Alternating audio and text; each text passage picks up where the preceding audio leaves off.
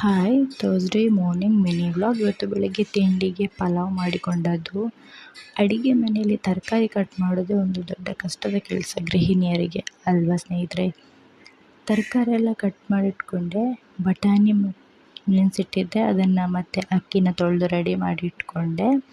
ನಂತರ ಪಲಾವ್ಗೆ ಬೇಕಾದ ಮಸಾಲೆಗಳನ್ನು ಕೂಡ ರೆಡಿ ಮಾಡಿಟ್ಕೊಂಡೆ. ಪಲಾವ್ನ ಎಲ್ಲರೂ ಮಾಡೋ ಥರನೇ ಸಿಂಪಲ್ಲಾಗಿ ಮಾಡಿಕೊಂಡೆ. ಒಗ್ಗರಣೆಯನ್ನು ಕೊಟ್ಕೊಂಡು ತರಕಾರಿ ಎಲ್ಲ ಹಾಕಿ ಹದ ಬೇಯಿಸಿ ನೀರು ರುಚಿಗೆ ತಕ್ಕಷ್ಟು ಉಪ್ಪು, ಪಲಾವ್ ಪೌಡರನ್ನು ಸೇರಿಸಿ ಒಂದು ವಿಜಿಲ್ ಬರೆಸ್ಕೊಂಡದ್ದು.